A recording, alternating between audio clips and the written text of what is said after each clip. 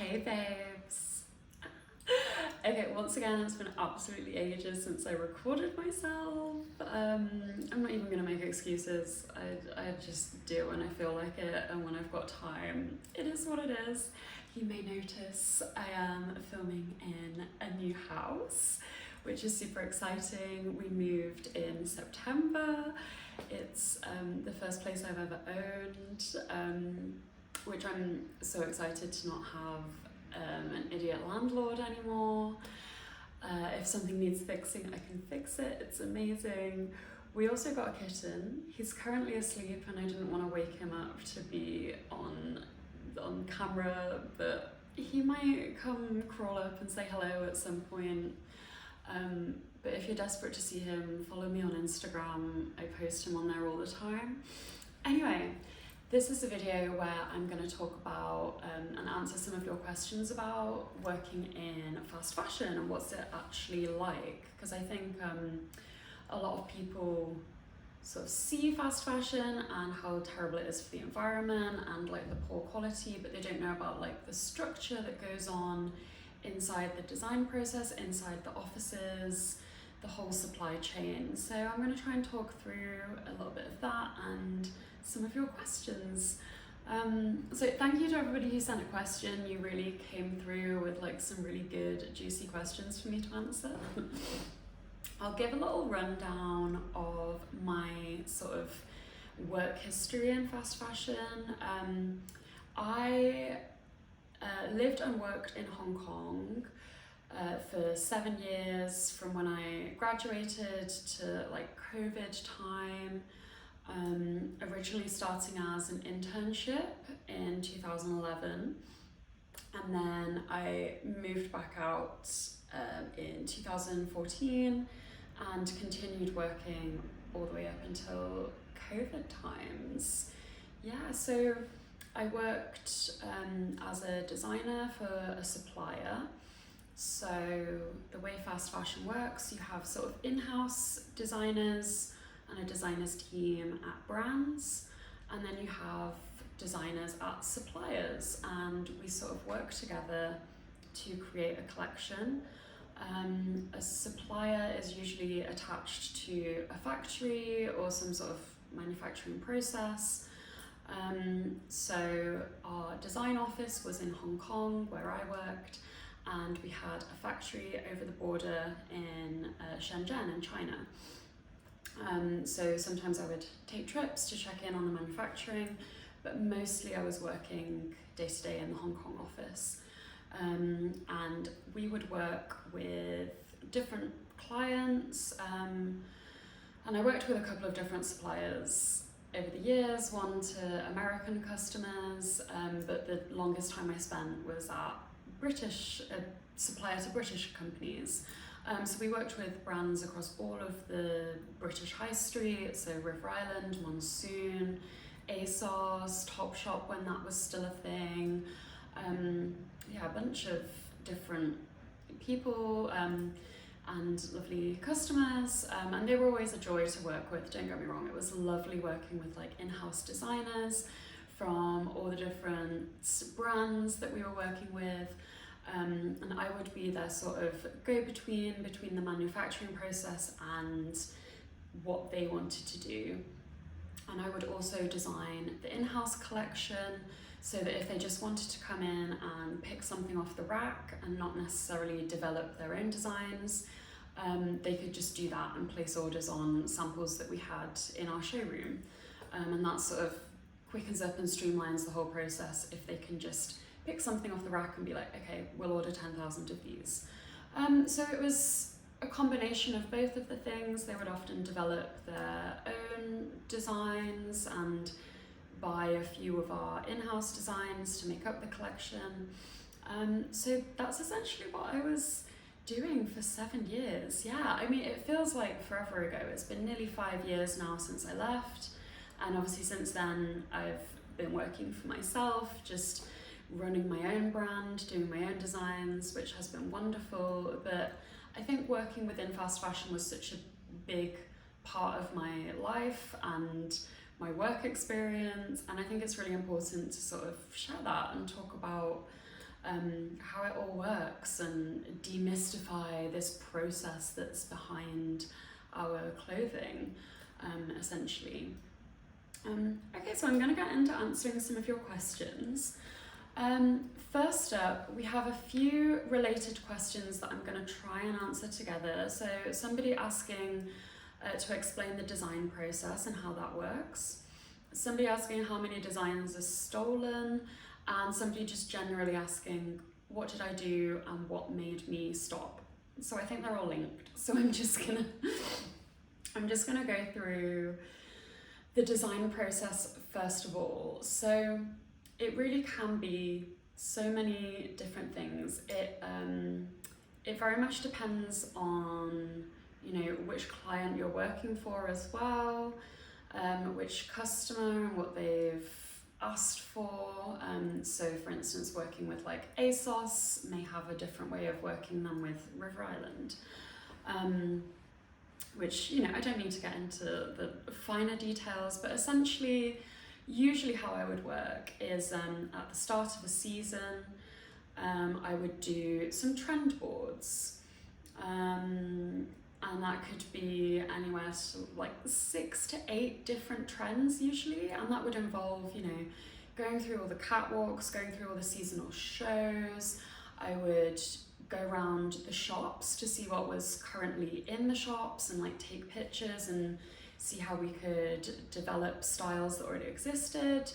And yeah, just put together some sort of like inspirational trend imagery, some mood boards, to channel different trends, and then they would be sent out to the customers, and I would also use them to inspire the in-house collection. Usually one of those trends would be like something neutral and casual, then something a little bit more dressy, something a bit more sporty. So even though the trends like shift and the details shift over the seasons and over the years, you would still have essentially the same kind of core components, because you know you're always going to have certain like must-have basics that might just be reinvented a little bit each year. So that's where I'd start, and then I would start sketching up designs, any key kind of shapes and silhouettes that we wanted. Then I would research stitches and yarns. Another thing I would do very closely, work with yarn suppliers, so spinners, yarn factories, take a look at any kind of new yarns that they've got that we want to showcase to customers. We developed quite close partnerships there, you know, because they really want to have their yarns be seen by the world. I really want to work with like new and beautiful yarns. So I would be, selecting any like new must-have yarns, any must-have stitches. And you know, it's always gonna be a cable, it's always gonna be a lace stitch. We're trying to reinterpret that and come up with something a little bit new, a little twist on something you might have seen 100 times already. And especially when working with something like knitwear, where there is only so many things that you can do, it is just about like, okay, what are those little tweaks going to be? There's only so many stitches, so how can we rearrange it in a slightly different way? Can we do a slightly different sleeve, a different color update? It's just working on like little details. We're not reinventing the wheel is what I'm trying to say. So the next part of the question is, how many designs are stolen? So the other part of the design process that I already mentioned is sort of going to the shops to research and take pictures and see what's already out there and compiling a sort of shop report. So we're not like directly stealing designs that already exist, but I would say a large part of the design process is, again, like redoing things and slightly tweaking things that already exist. So if you see that H&M has a really lovely cardigan in a lace stitch and you think, oh, okay, I love that shape and that design. Let's just do it in a different yarn and we'll slightly tweak the stitch. So yeah, I live on a main road now, which is lovely. So it might just be that process of we're being heavily influenced by this style, and especially within knitwear, because it is so limited with what you can do. I personally wouldn't even call that stealing. I would just call that, like being heavily inspired by and reworking. And that's extremely common. Every brand does that. Every brand will come to a design development meeting with samples that they've purchased in shops or at a market, or whatever they've got in their suitcase, and they sort of say, okay, we want to do a version of this, let's rework the neckline and maybe we'll change the yarn and the colour, and you end up with like a completely different design. Like, you wouldn't be able to tell that that is a reworked version of a jumper that already exists, but it's a way of sort of streamlining the design process. If you can come in with the shape that you want and you already know the measurements and you know the stitch, and then we can just sort of work from that basis. It's the same as if you were, say, working with wovens and pattern cutting, not knitting, and you could just draw a pattern off a piece that already exists and then tweak it and go from there. So yeah, I would say it's sort of a fine line, isn't it? I wouldn't necessarily consider it stealing, but it's part of the process to work from designs that already exist. There is definitely companies like Shein, like Zara, that have sort of been proven over and over again to be like heavily copying artwork that already exists and smaller designers' work. I never saw like blatant copies in my company, and I wouldn't have personally done that. But I know that it happens, and I think it is just that case of people are under so much pressure to produce so many things that perhaps they just get extremely lazy and cut corners, and instead of taking that reworking, being inspired by stage, they just do a straight up copy to save time. And I don't think brands like Shein or Zara particularly care about smaller creators or smaller labels. They just know that they're the biggest and they can do whatever they want, essentially. But yeah, that's how that goes. I wouldn't be able to put a number on like how many designs are stolen, because I never really experienced that, but I know with Shein it's so sort of seems to be integral into their brand at this point that they just steal so many designs. So I would say for them it's like a significant percentage of things that are just getting like copied from a picture. I'm assuming somebody just sends a picture to a factory and they just remake it. Okay, next question. What fast fashion considers its greatest threats? This is really interesting because I struggled to answer it, because I was thinking, I don't think fast fashion is thinking in terms of threat. I think they just think about how to make the most money. So, they're thinking about how they can consistently like reduce costs, create the cheapest garment, increase the margins for how much they're making. I think that is what is taking up most of their time. I don't know if they're doing like in-depth threat analysis. I never saw any of that at my company. I think probably, if I could take a guess, it's public perception of them. You can only get away with like damaging the environment so intensely for so long without it like severely harming your public perception. but they still seem to be getting away with it, I guess. I've just seen so many brands have such a huge PR machine behind them that they can just sort of spin these things, like a H&M with their conscious collection that is actually not conscious at all and barely like scrapes the surface of anything that would be considered sustainable, but their PR machine, and because they're so huge, they're just able to spin that into a positive and make it look like they're taking accountability. So that to me just sort of says they realise it's a problem, it's a branding issue, they need to look like they're doing something about it, but they never actually will.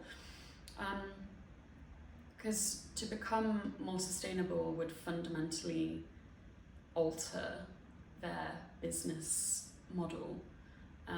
There is no way to produce sustainable fashion on a fast fashion time scale, global scale, these thousands and thousands of pieces that nobody needs. There is no way to do that more sustainably. Sustainable fashion is produced in smaller quantities. It's about shopping less, realizing what you don't need. There's ways to make the fast fashion system more sustainable. You can use more sustainable materials. You can try and reduce the impact of that supply chain. You can try and pay people a bit better. But to produce mass quantities of cheaply priced clothing, that is an inherently unsustainable thing. So there's just no way to do that sustainably. Anyway, a slight tangent. So somebody's asked the timelines between having an idea and getting a garment. I mean, this can vary quite a lot. In general, the factory that I worked with, linked with our design office, from receiving a sketch, they could give you a sample within 2 weeks, which is pretty good, I guess. I think most factories are sort of the same. If it's a straightforward piece that doesn't require kind of, further embellishment and embroidery and fancy techniques, if it's just a straight up, a simple classic crew neck with maybe a stitch detail, easy. They can get you a sample in 2 weeks. The thing that might increase that timeline is if you are ordering in some special yarn that has to be shipped to the factory, or getting some yarn dyed up to a custom colour. That also takes about 6 weeks. But then in general, we're working season to season, so you could get a sort of sample within 2 weeks, but then it might take up to 6 months for that then to go through the order and the production process and be shipped to shops where you could buy it. So yeah, we would do our production meetings for the winter season, maybe 6, 8, 10 months in advance sometimes, just to make sure that we were fully prepared and we had enough runway if anything needed to be changed, adjusted. Because you can get that sample back after 2 weeks and realise, oh no, this isn't actually what I want, that stitch doesn't look quite right, I want to adjust the tension, I want to adjust the measurements. So it still can be a process after that to get everything looking exactly how you want it to. Somebody asks, who is making all the money? That is a great question, because it certainly wasn't me. I was on like a very standard graduate salary. I was making 28,000 Hong Kong dollars a month, which is about £2,500 a month.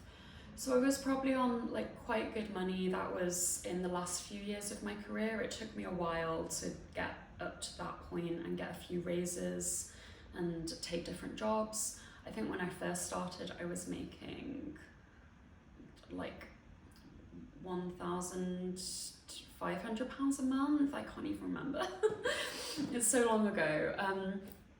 But yeah, the factory owners are making a lot of money, the company owners, the directors, the CEOs, everybody that I sort of worked with, the sort of designers at different brands, we're all making about the same wage.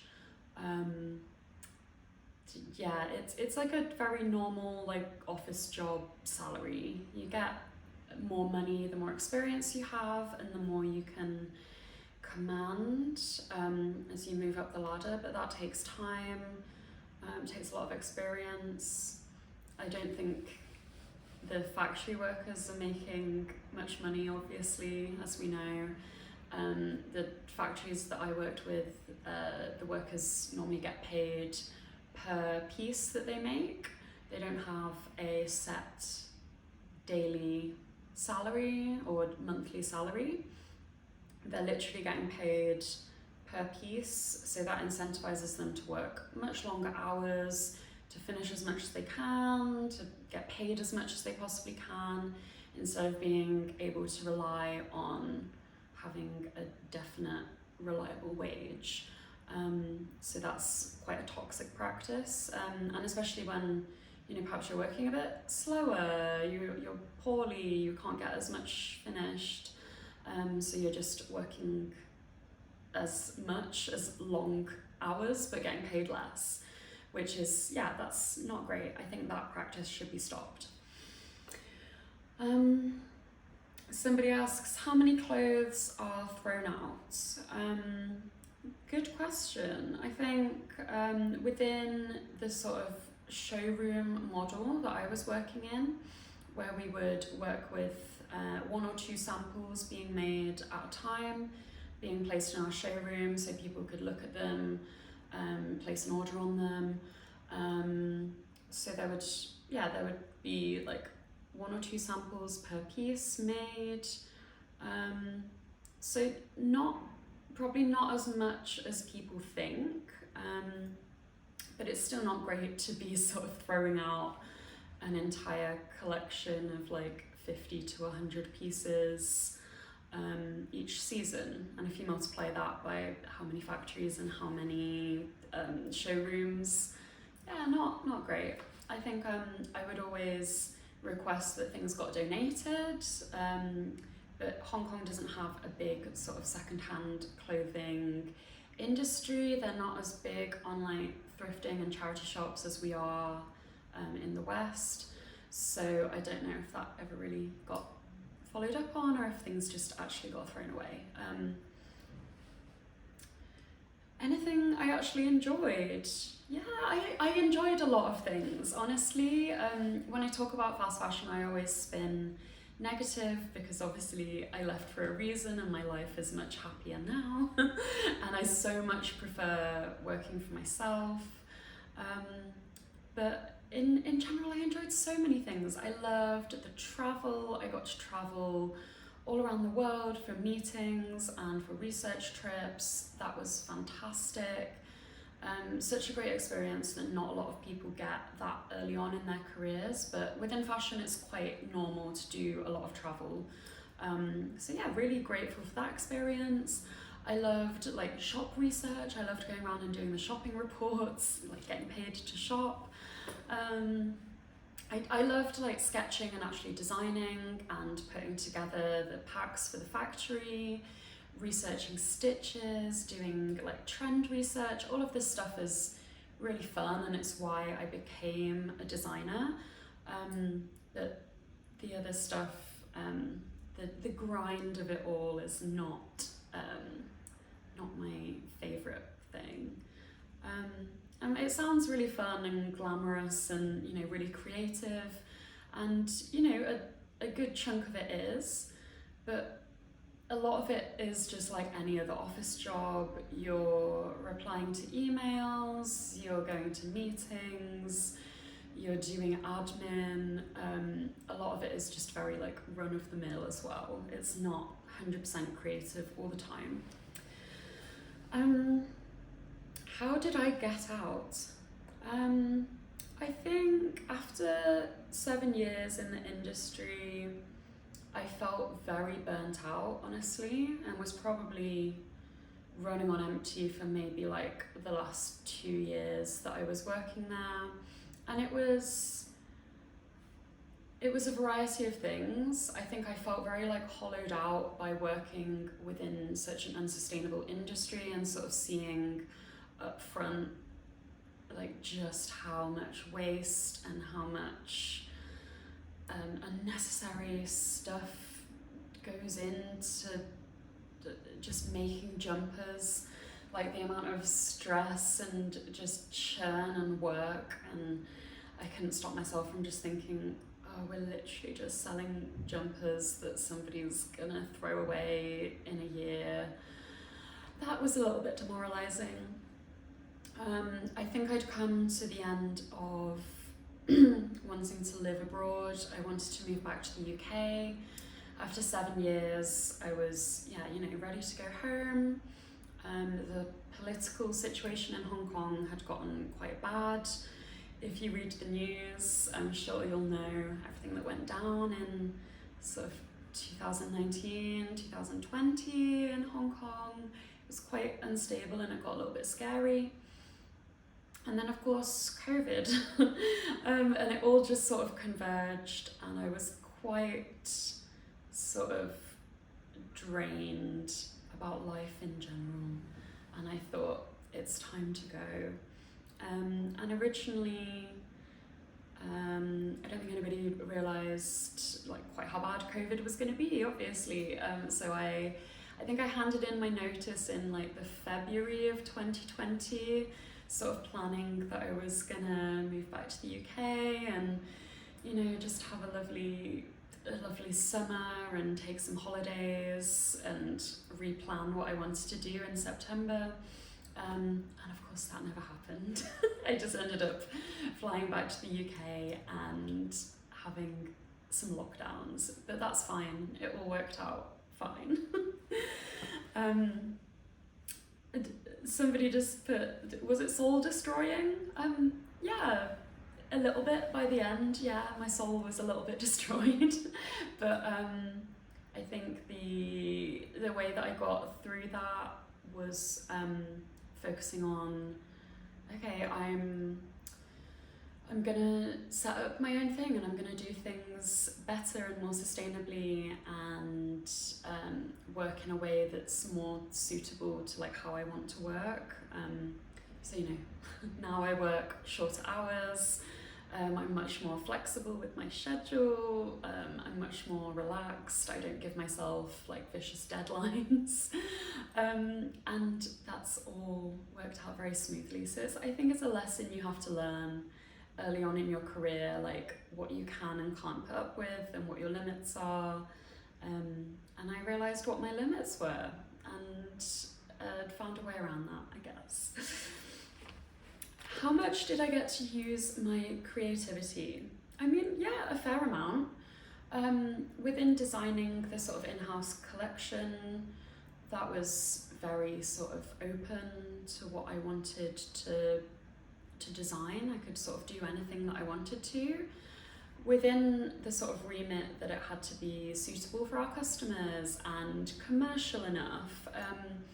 So, as Brits, we're quite fashionable, we can be quite quirky. There's, lots of fashion trends that people really enjoy. I think less so than like when I worked with an American company. That was a lot less sort of trend and fashion forward. So yeah, like working with the British High Street, you can be quite creative, you can push the trends quite far.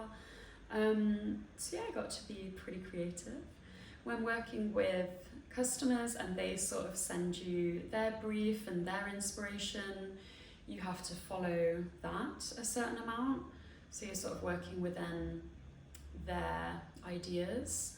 But it's a nice kind of balance, it's a nice trade-off. Somebody asked about working conditions. I mean, for me, my working conditions were pretty nice. We had a nice office, plenty of space. One nice thing that they do in Hong Kong, the company buys everybody lunch.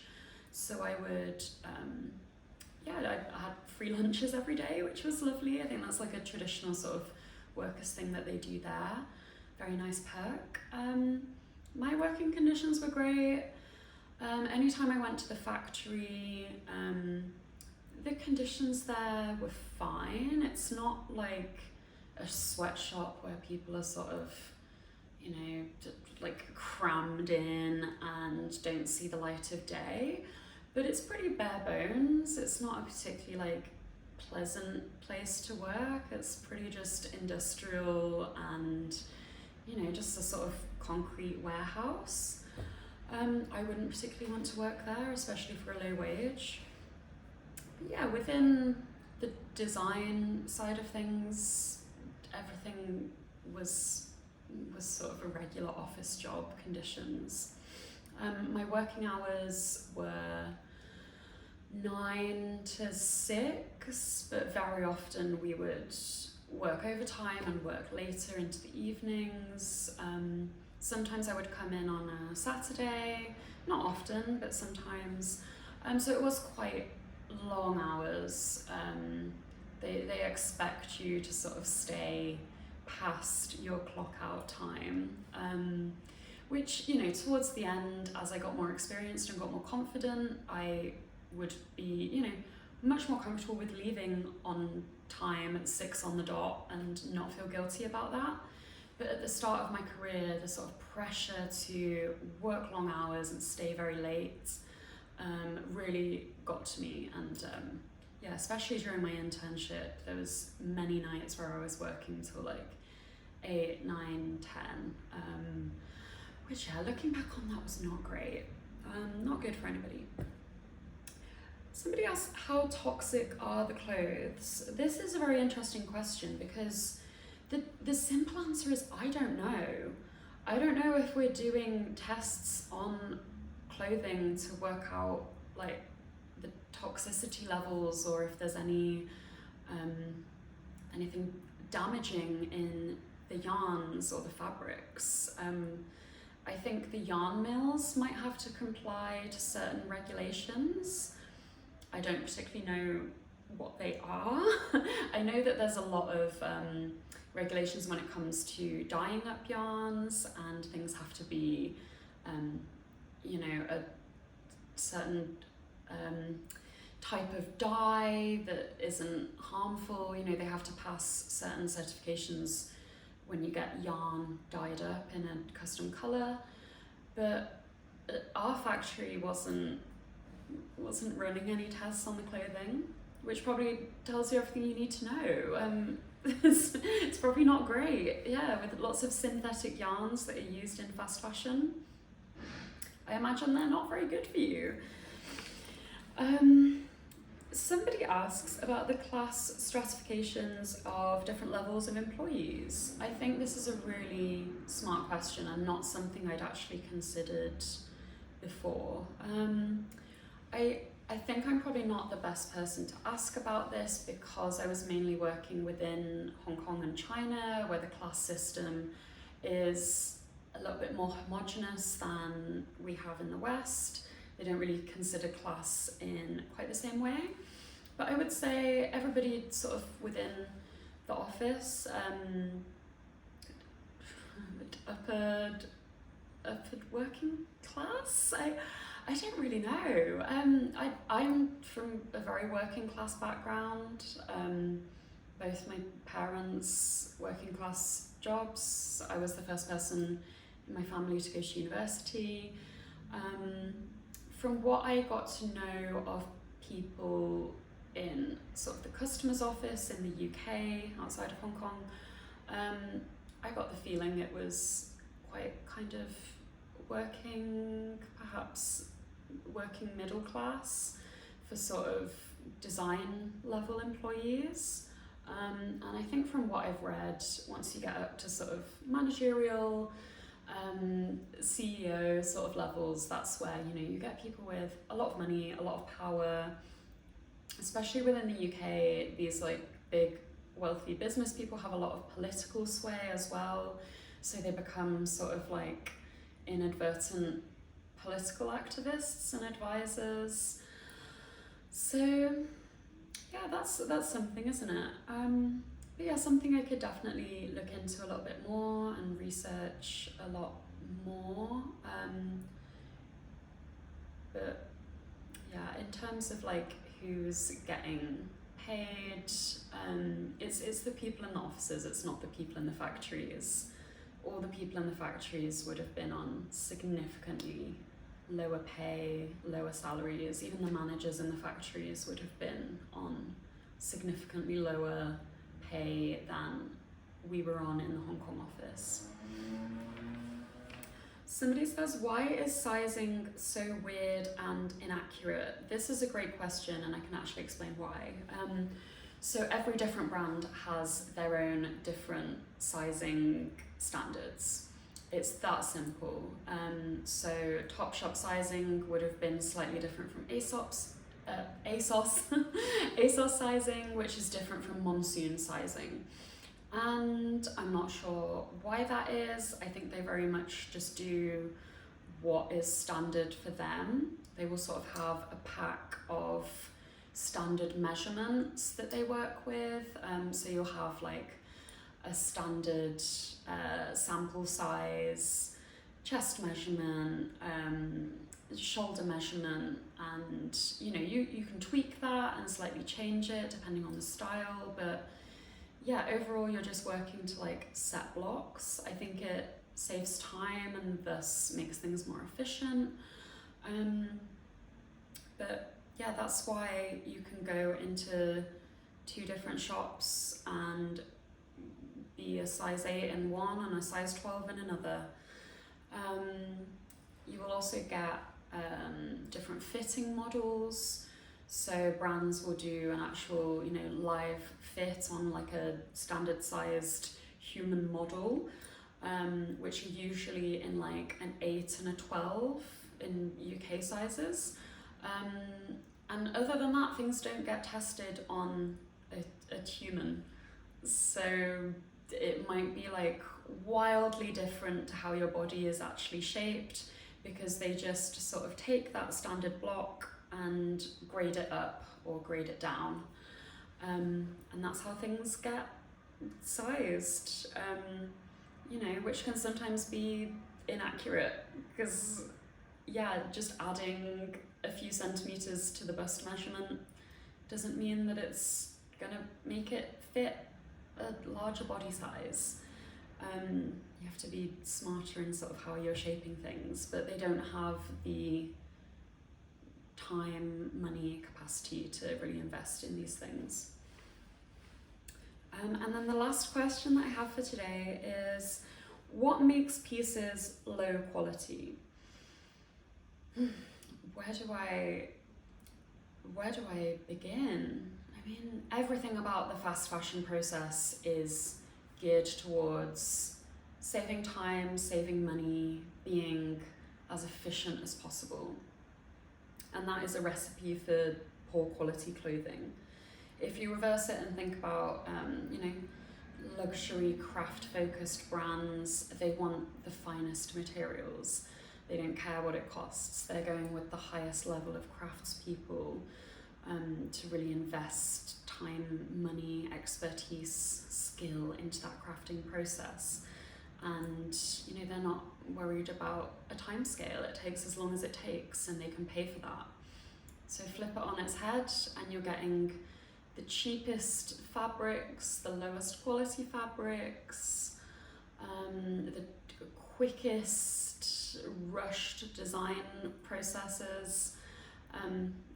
As I said before, people who are working and getting paid by the amount of pieces that they finish, they're going to rush through those pieces and do it as quickly as possible. And that's not to say that those people aren't skilled. Most of the time they're extremely skilled and extremely good at their job, but they don't have the luxury of time to finish things to such a high standard. The quality of yarns that you get within fast fashion is just poor.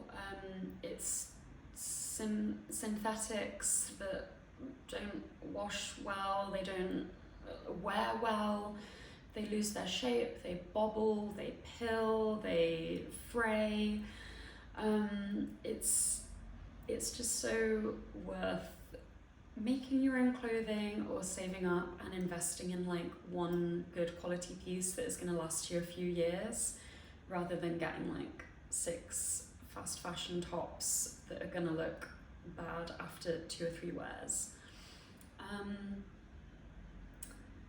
I think what a lot of people don't realize is things are often priced by weight. So how much the garment weighs is a huge factor in how much it costs, because one of the biggest costs within fast fashion is how it's getting shipped from China, from the place of manufacture to Europe, to the US.